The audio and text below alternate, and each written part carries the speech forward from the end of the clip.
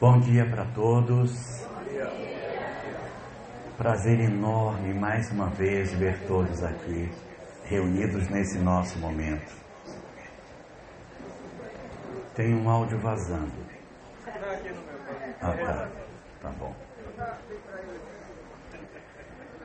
Nosso assunto dessa manhã, no começo da manhã, é para tratar sobre as questões dos novos arranjos que a gente tem. E para que a gente possa se aproximar desse conteúdo, a gente precisa visitar o que a doutrina espírita nos fala sobre um fenômeno chamado planejamento reencarnatório. O que é planejamento reencarnatório? É um período que antecede a reencarnação, no qual o espírito vai realizar a perspectiva de alguns pontos que são muito importantes na próxima existência. Esses pontos, eles são os pontos mais importantes. Não se vê durante o planejamento as coisas pequeninas que a vida tem, só o que é volumoso, aonde a gente vai nascer, que família que será a nossa família de origem, quem serão nossos pais, nossos irmãos, a pessoa com a qual nós casaremos, os filhos que teremos, profissão que vai ser exercida, as doenças que poderemos ter, as provas que a vida vai nos aguardar, período aproximado da nossa desencarnação. Nós temos assim, durante essa etapa, um momento muito mágico para que a gente decida os pontos mais importantes da existência. Mas isso não significa dizer que planejamento é destino, ou seja, que a gente planeja o que vai fazer.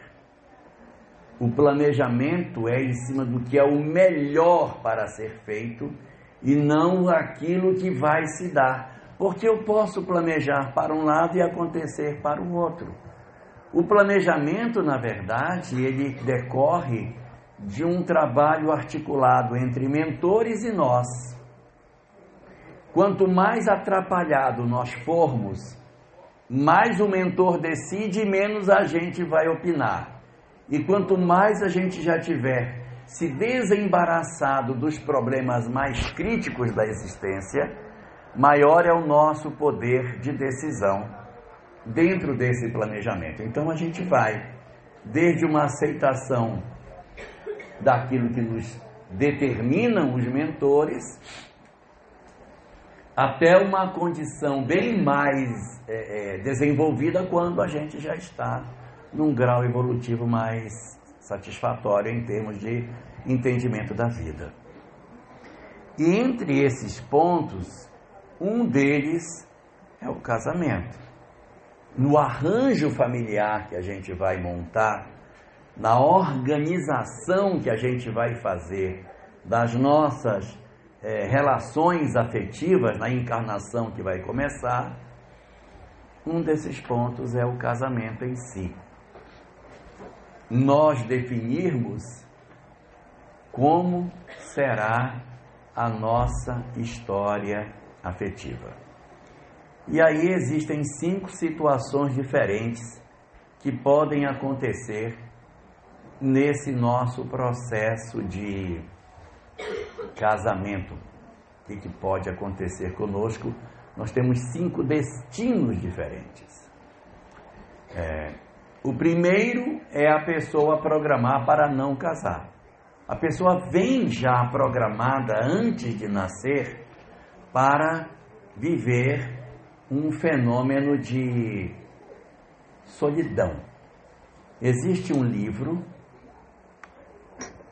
de Joana de Ângeles chamado Viver e Amar.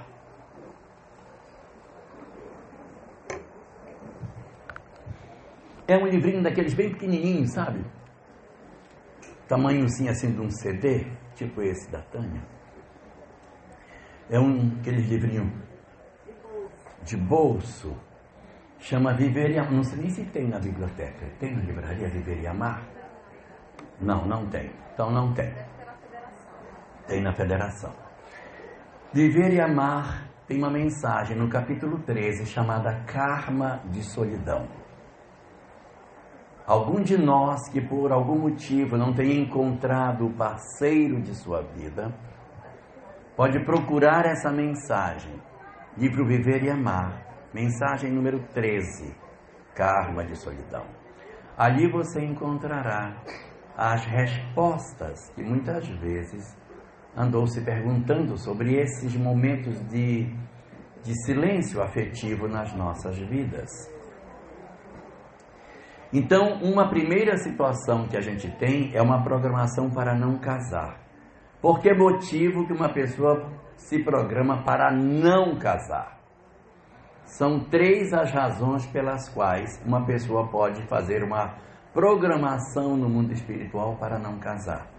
Primeira alternativa, ela escolheu isso porque ela quer saber como seria a vida dela vivendo sem ninguém.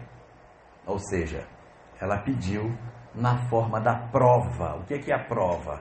A prova é aquilo que eu peço para verificar como é que eu me saio nessa circunstância. Prova.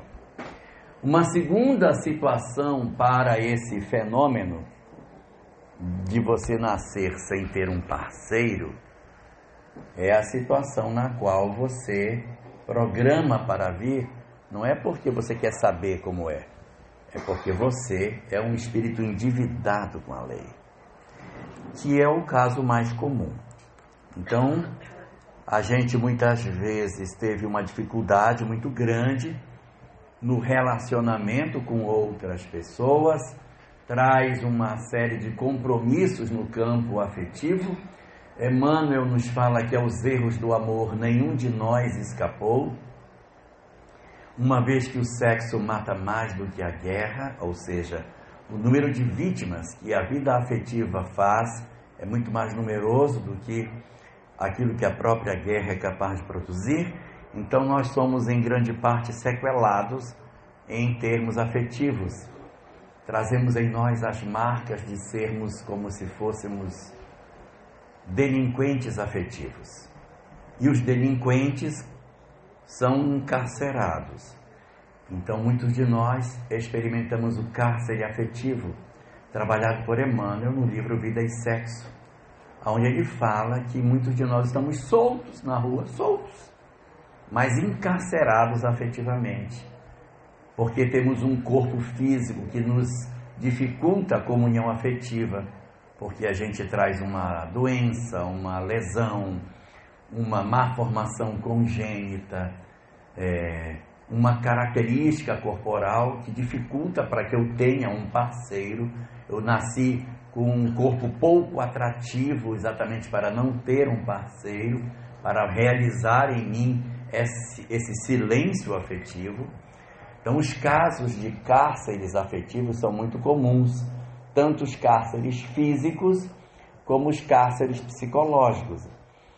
A pessoa até nem nasce feia, ela até nem nasce com nenhum tipo de anomalia física que dificulte um parceiro, mas ela traz algumas restrições psicológicas.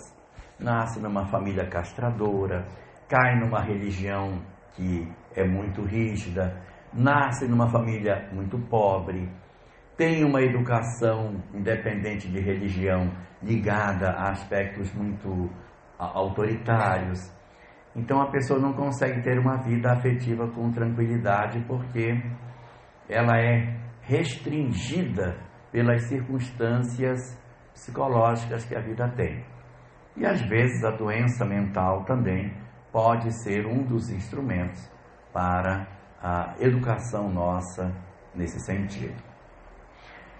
Então a situação pela qual o indivíduo renasce programado para não casar pode ser a prova, pode ser a expiação, que é este caso bastante volumoso, e uma terceira situação que pode gerar um indivíduo para nascer com a perspectiva de não casar é a missão. Eu venho para realizar um trabalho, se eu casar vai dificultar o trabalho. Então a gente faz uma programação espiritual em que a minha perspectiva é vir, e para realizar o trabalho eu não terei ninguém. Eu terei uma vida sozinho. Não vou dizer uma vida solitária, porque quem é solidário nunca é solitário. Mas eu não terei um parceiro para a comunhão sexual, afetiva, durante a minha existência. Eu viverei no silêncio das minhas emoções, porque assim é mais conveniente para o trabalho que eu vou fazer. Então eu tanto posso fazer uma programação para não casar, porque eu quero saber como eu me saio, prova, porque eu devo para a lei e preciso me educar sexualmente, afetivamente. Então eu venho programado para não ter uma pessoa ao meu lado. O meu grande amor nem reencarna, que é para não ter a chance de eu casar com ele. Então isso são as circunstâncias da expiação ou missão.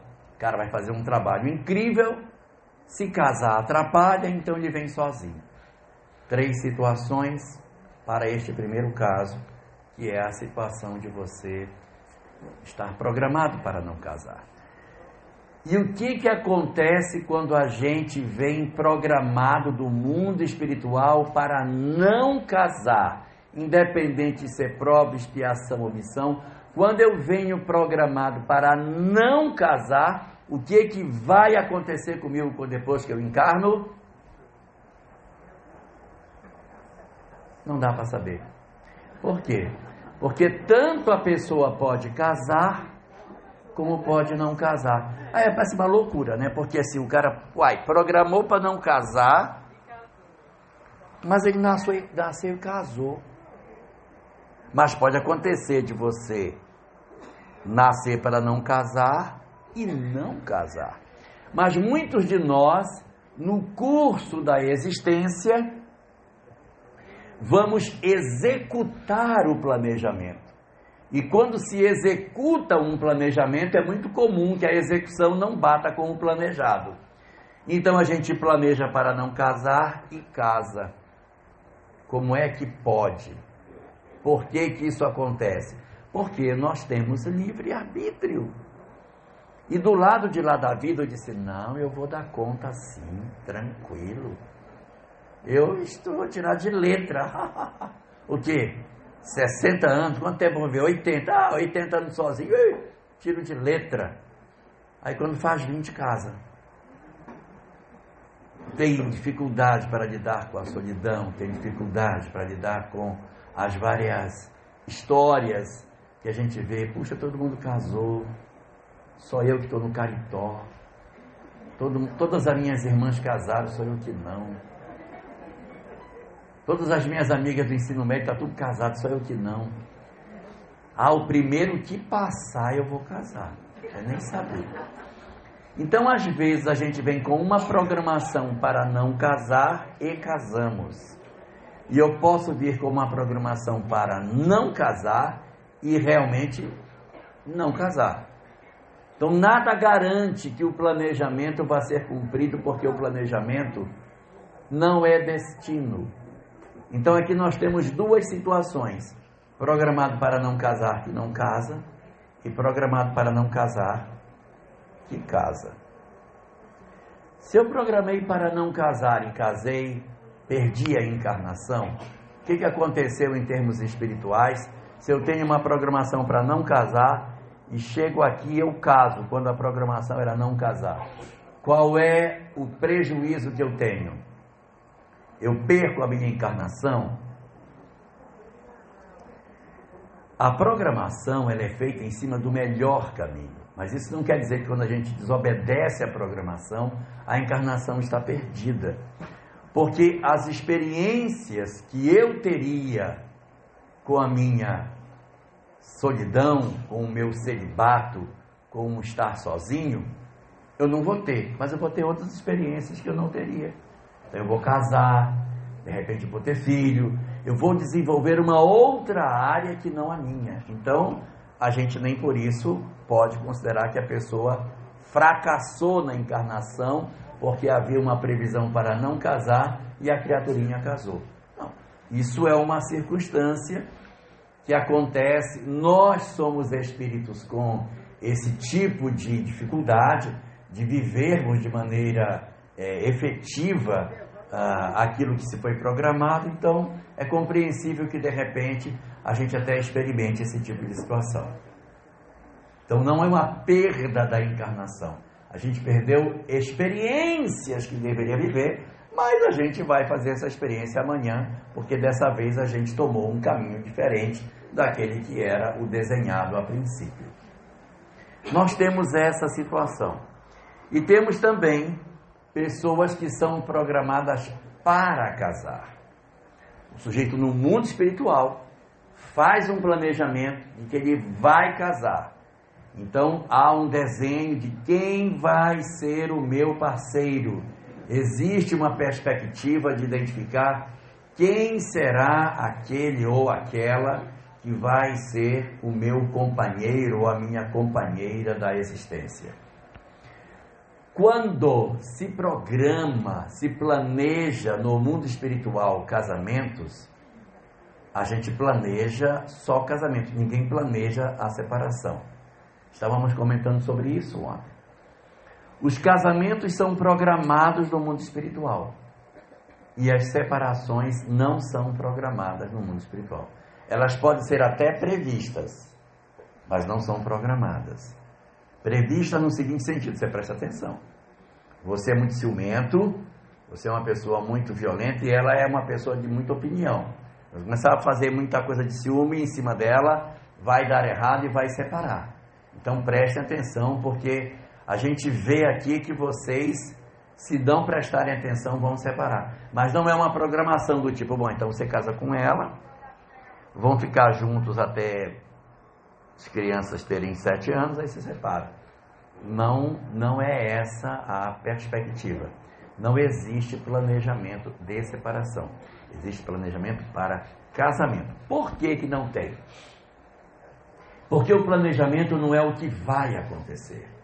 O planejamento é o que é melhor de nos acontecer. E o de melhor para nos acontecer não contém os erros. Ninguém planeja no mundo espiritual as quedas, os erros, os tropeços.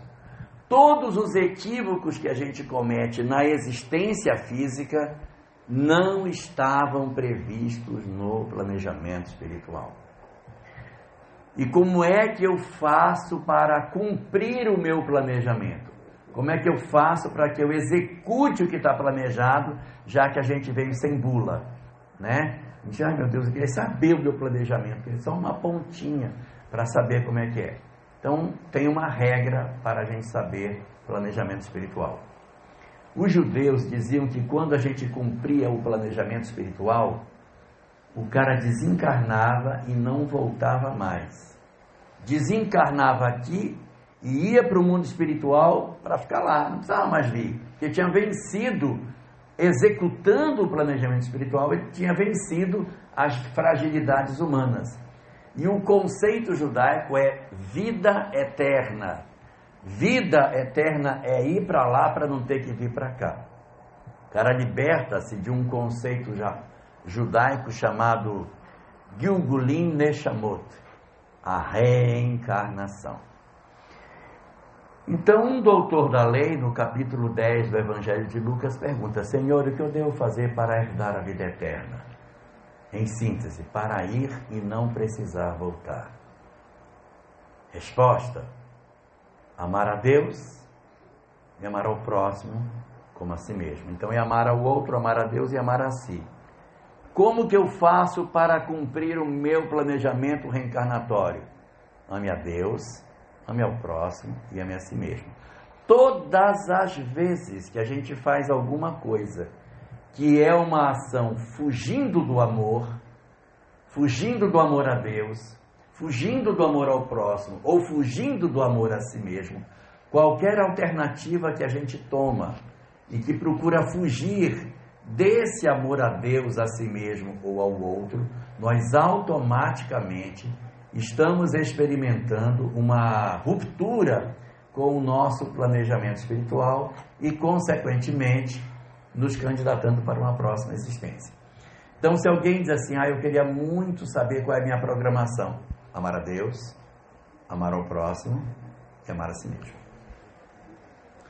Então, quando a gente planeja que a gente vai reencarnar, nós estamos planejando aquilo que é o positivo. A separação não faz parte. A separação não é uma coisa que a gente desenhe. Eu não desenho a minha separação. Os mentores podem até pensar que sim, que pode acontecer, mas isso não está na programação. Então a pessoa se programa para casar, ela vem para realizar um casamento. E nessa hora, pode acontecer dela não casar, né? Chega na hora, chega no altar. Não quero não. Amarelei, não quero. Aí larga, tira o véu, deixa o véu pendurado na ponta da igreja e vai embora correndo, fugindo numa moto.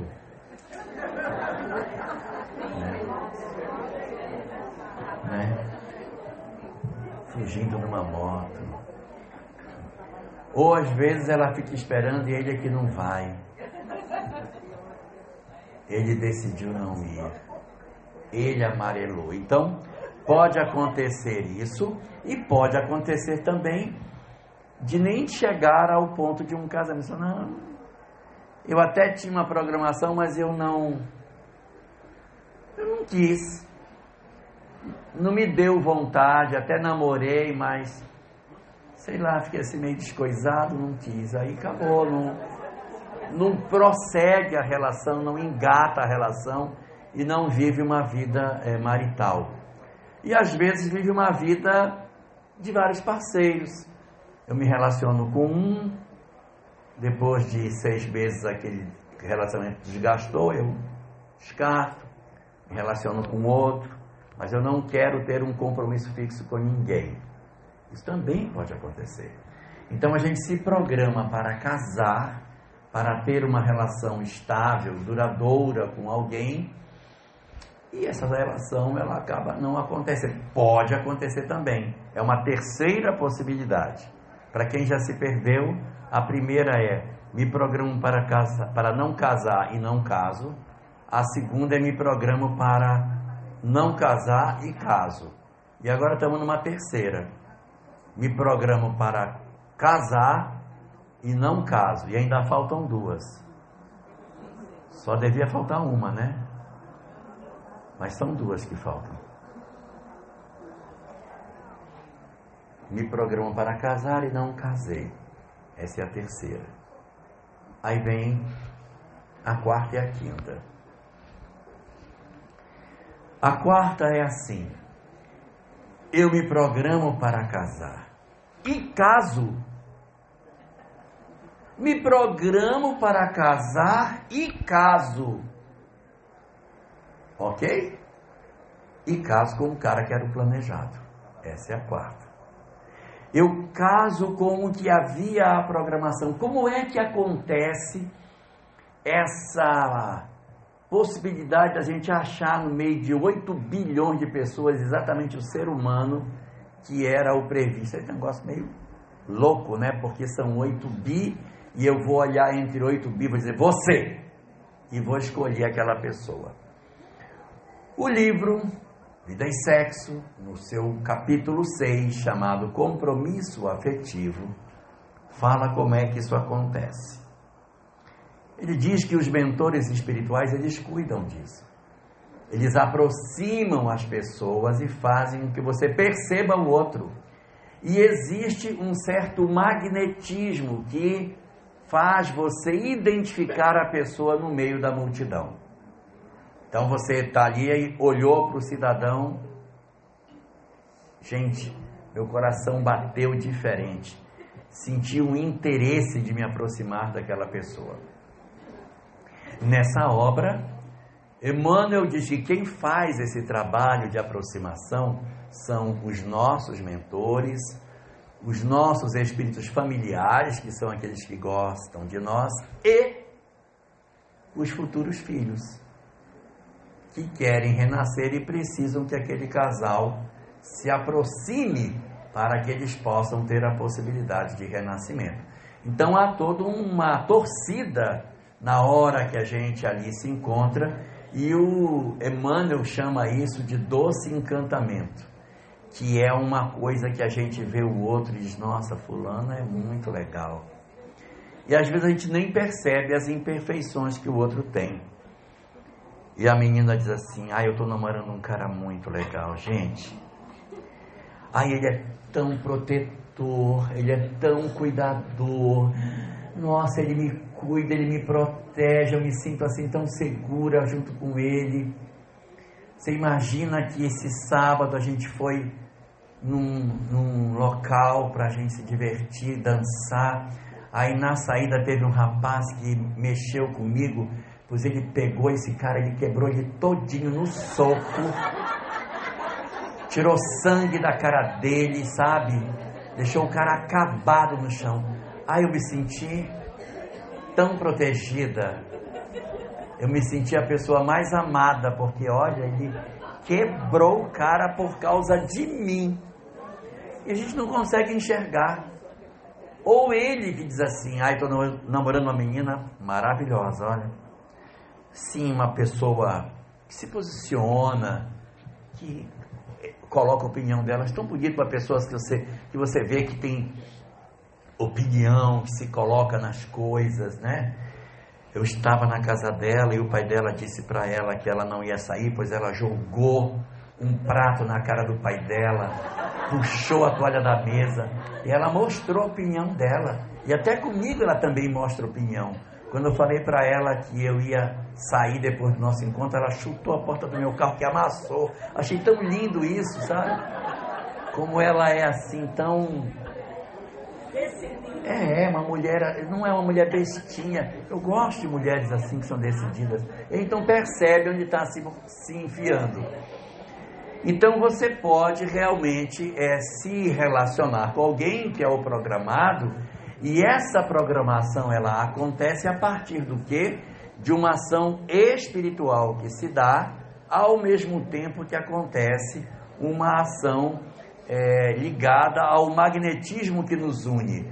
Nós já nos conhecemos de outras existências, existe uma troca energética efetiva, e eu me sinto atraído pelo outro ou pela outra, e aí a gente consolida uma relação de afeto, uma relação para a construção de uma nova formação familiar. Esse é o 4. E tem o 5, Michele. Eu me programo para casar e eu caso. Só que eu caso com outro que não é o programado. Isso também pode acontecer. Tanto pode acontecer de eu estar programado para não casar e não casar, como posso estar programado para não casar e casar, como eu posso estar programado para casar e não casar, como posso estar programado para casar e casar com o programado, e posso estar programado para casar e casar com o não programado. Confundi vocês com o que eu disse? A gente também pode casar com pessoas que não são aquelas para as quais nós estamos programados. Anotou tudo direitinho aí, minha filha? Anotou? 5? 5? Muito bem. Então agora mais 5 por conta dos 5.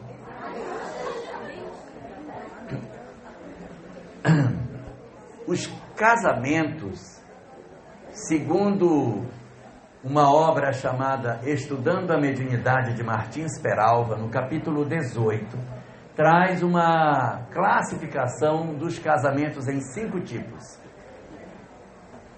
Os casamentos, na visão de Martins Peralva, numa leitura didática da obra Nos Domínios da Mediunidade, ele trabalha num específico capítulo os 5 tipos de casamento. Então, que 5 tipos são esses?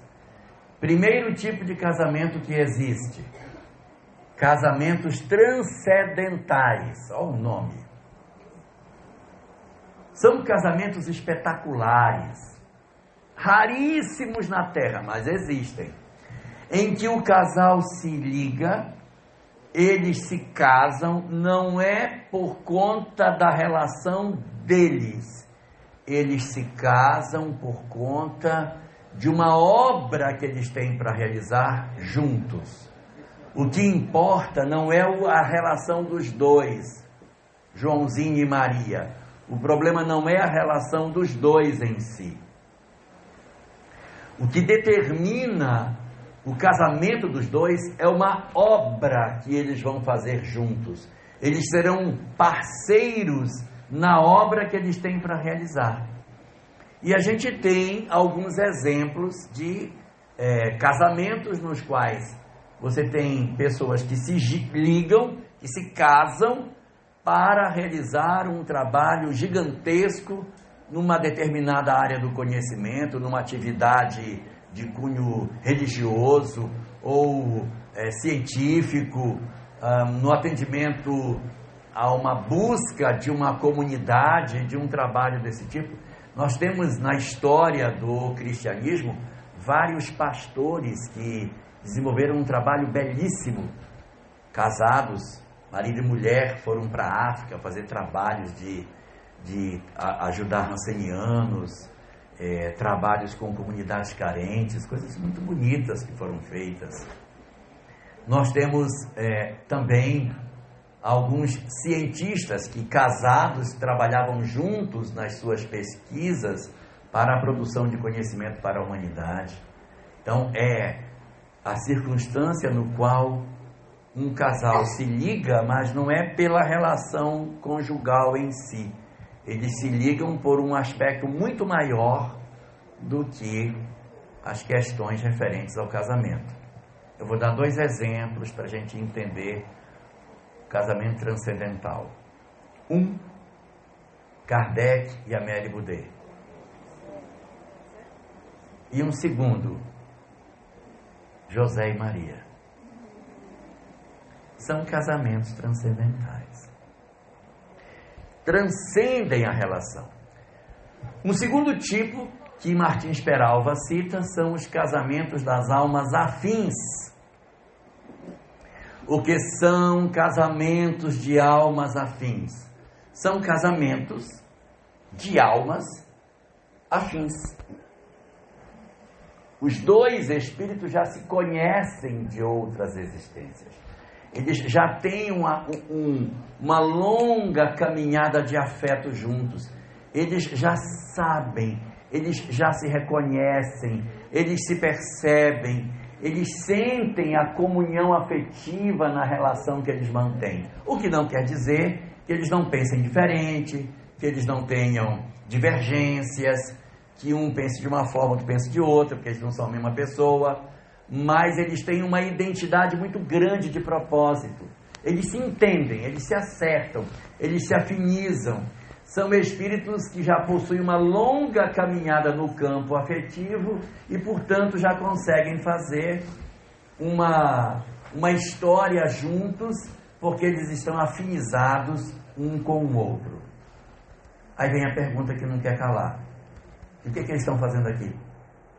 Já que eles estão tão benzinhos, por que não vão para outro planeta? Por que vem para cá, para o mundo de provas e expiações, meu Deus? Por que eles não vão para outro canto, mais bonitinho do que aqui? Porque geralmente os casamentos que são afins, eles são casamentos onde o problema não está no casal. Vá ver os filhos que ele tem. Vá ver a situação econômica que eles passam. Vá verificar os problemas de saúde que eles atravessam. Então eles são afins entre si. O karma, o drama não está na relação do casal, está no entorno. Então são filhos problemáticos, relações financeiras difíceis, dramas de saúde no próprio casal ou nos filhos.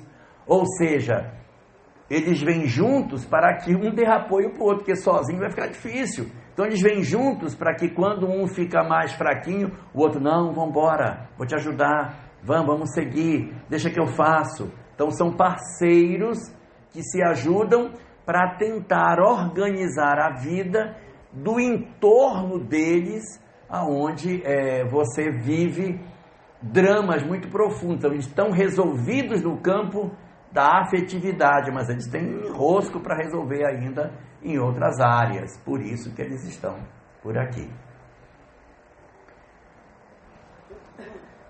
Terceiro tipo.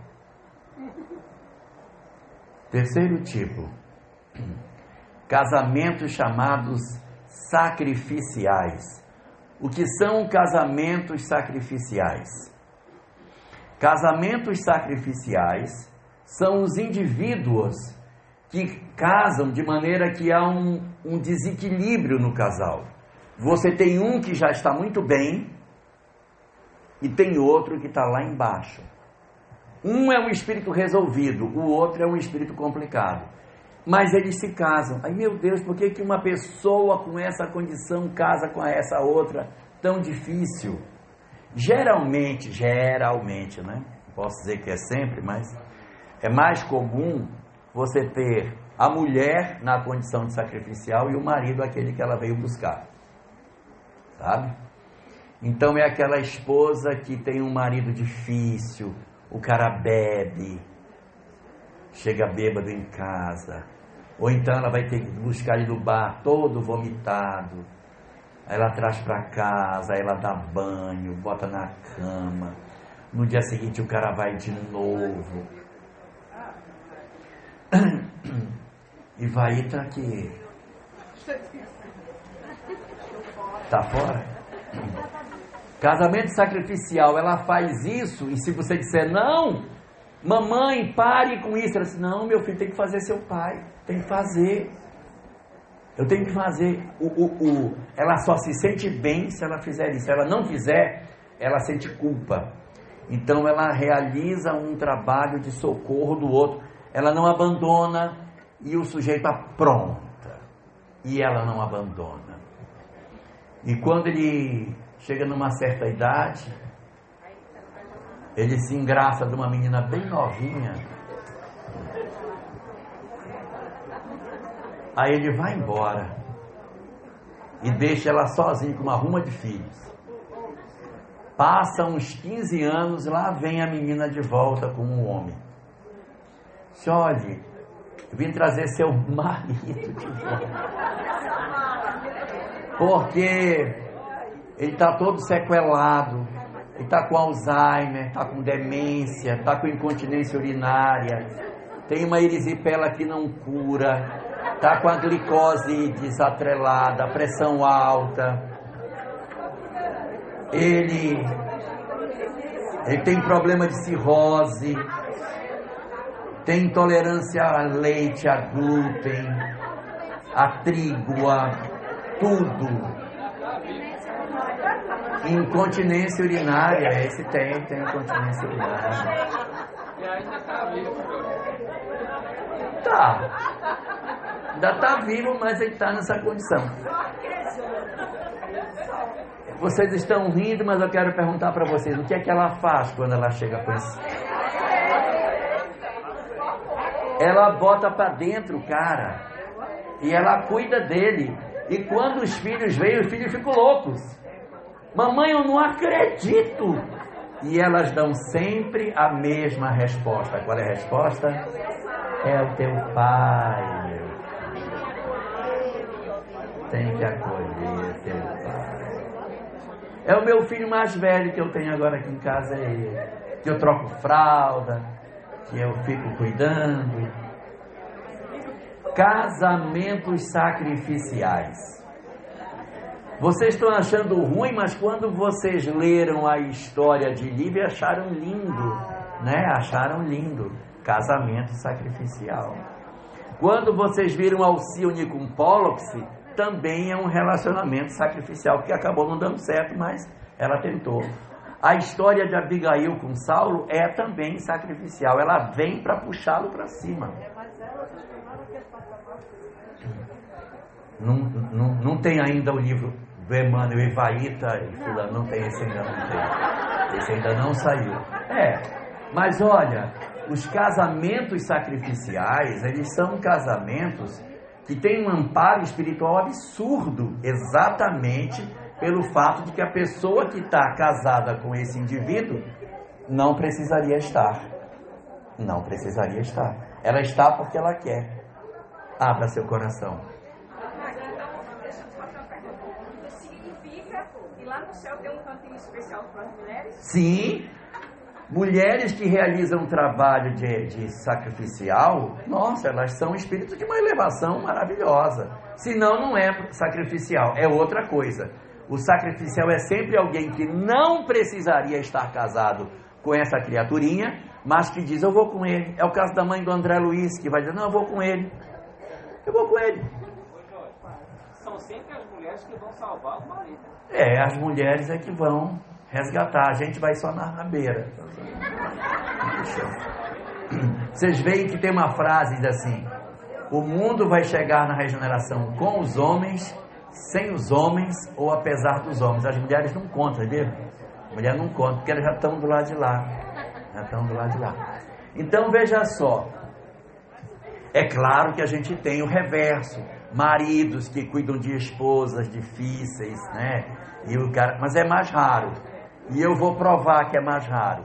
Hoje é domingo. A gente vai para a porta do presídio, vai ver quantas mulheres estão na porta do presídio e quantos homens estão na porta do presídio feminino para visitar suas companheiras. Aí você vai medir o que é um homem e o que é uma mulher, tá bom? Aí você vai saber como é o comportamento de um e do outro. Muito bem. Esses são os casamentos sacrificiais. Lindíssimos do ponto de vista espiritual. E um detalhe, nem sempre o casamento sacrificial colhe frutos da existência, tá? Lívia desencarnou e não viu a mudança de Públio. Ele só mudou depois que o leão comeu ela. Se fosse olhar pelo lado material, viveu em vão. Foi uma besta. Ele viveu ali 25 anos, oprimida, no fim não colheu nada. Se você for olhar Abigail também não colheu os frutos da mudança de Saulo. Ela desencarna e Saulo é Saulo. Se você for olhar Quinto Varro, que tentou resgatar o filho Tassiano, trabalhou a vida inteira, morreu com 3 machadadas, não viu o filho mudar. O filho só foi se transformar depois da desencarnação de Quinto Varro. Se você ver a figura de Alcione, ela também não viu a mudança de Carlos, nem nós também, porque o livro acabou, não deu para saber, né? Mas nem sempre os que sacrificam enxergam durante a existência a mudança que o outro faz. Porque às vezes a gente faz a mudança depois que perde o afeto. Então, às vezes, a partida do outro é o chacoalhão para que a gente acorde para a realidade da vida. E aí, eu já falei de 3, eu vou falar do 4º tipo. Casamentos provacionais é o mais abundante na Terra. No casamento afim, as 2 almas estão resolvidas. No casamento sacrificial, tem uma resolvida e a outra não. No provacional, os 2 não estão. Simples assim. Então, são 2 espíritos que se gostam, mas que têm dificuldade de conviver. No estilo daquela música. Eu não presto, mas eu te amo. Presto, mas eu te amo. E a pessoa se sente atraída pelo outro. A relação é uma relação, às vezes, conflituada. Eles brigam e se separam. Quando se separam, sente falta, eles voltam de novo. E é um puxa para cá, um puxa para lá.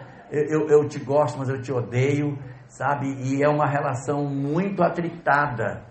Casamentos provacionais e os mais numerosos na Terra, porque nós somos espíritos típicos desse grau de evolução. Nada mais lógico do que esse ser um casamento bastante abundante, pelo fato da gente ser alma complicadinha. Só que todos esses 4 que a gente está comentando são casamentos que têm raízes no mundo espiritual. Os transcendentais se conhecem há séculos e milênios. Os afins se conhecem há séculos e milênios.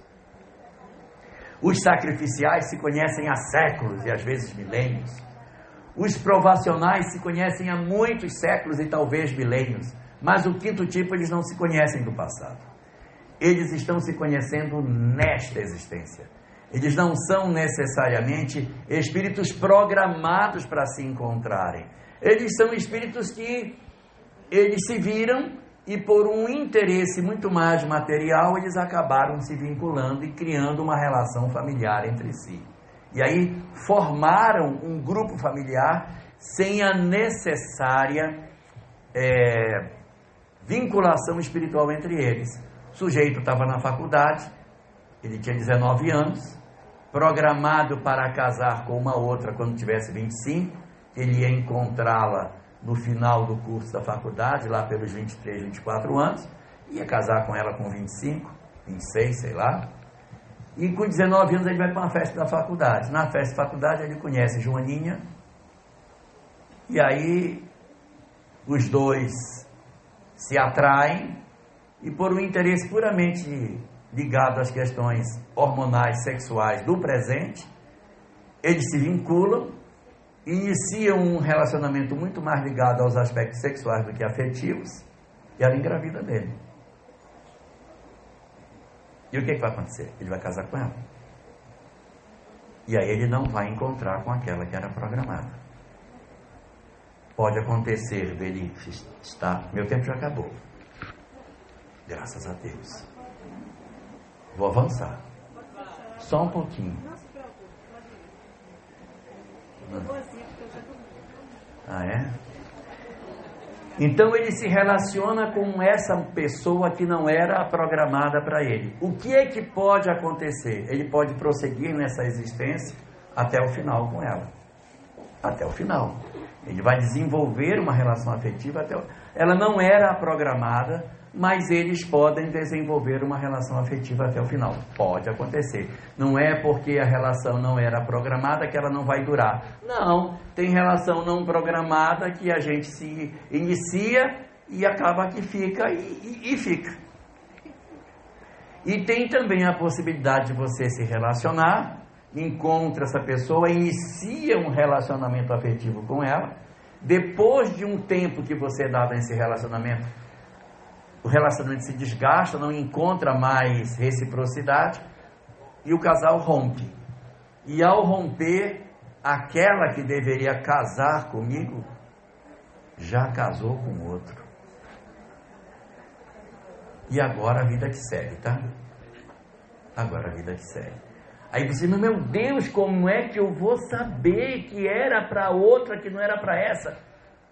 Cuidado nos relacionamentos, para a gente tomar cuidado nas relações sexuais com pessoas que você não sabe se verdadeiramente farão parte da nossa vida, porque a gente acaba se comprometendo e iniciando uma vinculação muito mais profunda, e quando a gente se percebe, nós estamos colhidos na malha das circunstâncias que se dão nesses processos de relacionamento. Livro Sinal Verde, capítulo 45, Perante o Sexo, André Luiz diz assim: não armes ciladas afetivas para ninguém, porque você se precipitará dentro delas. Eu vou traduzir. Não tente seduzir as pessoas, porque quem se lasca é você. Não seduza ninguém que você não queira. Não brinque de seduzir, porque você vai se lascar.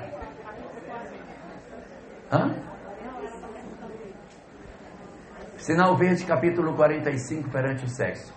Abaixo dessa frase tem uma outra também muito boa.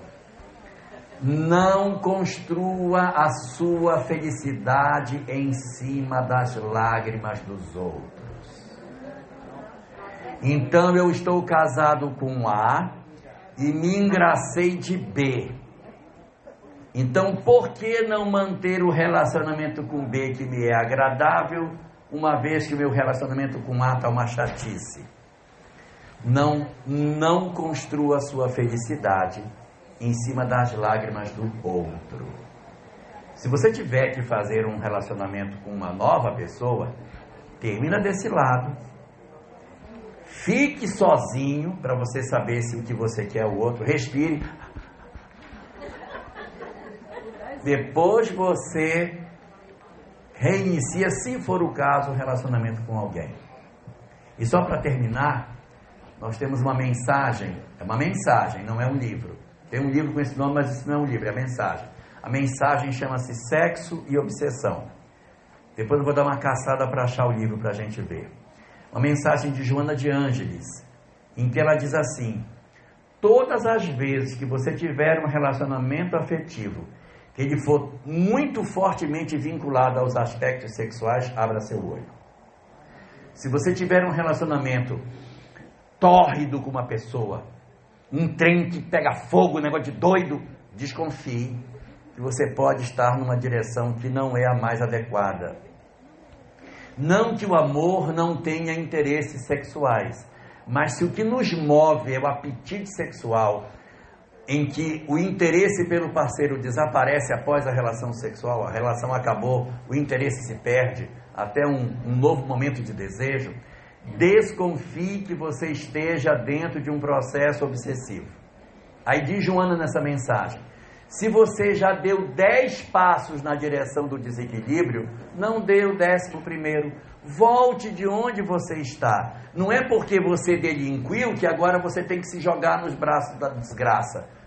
Descobri que estou errado, volta de onde você está. E ela diz uma coisa interessantíssima: quando você tiver dúvida, se aconselhe com as pessoas mais velhas, para que os mais velhos possam ajudar você a decidir o que fazer na sua vida afetiva. Então, nós precisamos organizar os nossos arranjos familiares baseados no amor e não no desejo. Todas as vezes que a gente baseia as nossas relações afetivas no desejo, no impulso sexual, no interesse que os hormônios nos apontam, é um indicativo de que a gente pode estar entrando numa seara perigosa. Então, a proposta da doutrina espírita na construção dos nossos arranjos familiares é que a gente consiga verdadeiramente organizar as nossas emoções para eleger os nossos parceiros, naqueles que possuem identidade de ideias conosco. Porque, com o tempo, os corpos começarão a envelhecer. E se a relação for assentada sobre as relações sexuais, com o tempo elas perderão a força. Mas se você escolher o seu parceiro pela maneira de pensar, pelos ideais que ele tem, pelo comportamento que ele possui, será um grande instrumento para que a relação seja mais duradoura. E um conselho para os mais jovens. Os mais jovens, se quiserem escolher seus parceiros, eu vou dar uma dica. Observem como que o parceiro trata seus pais. É a grande medida da quantidade de amor que a gente é capaz de entregar para alguém. Um bom dia para todos nós. Daqui a pouco a gente volta.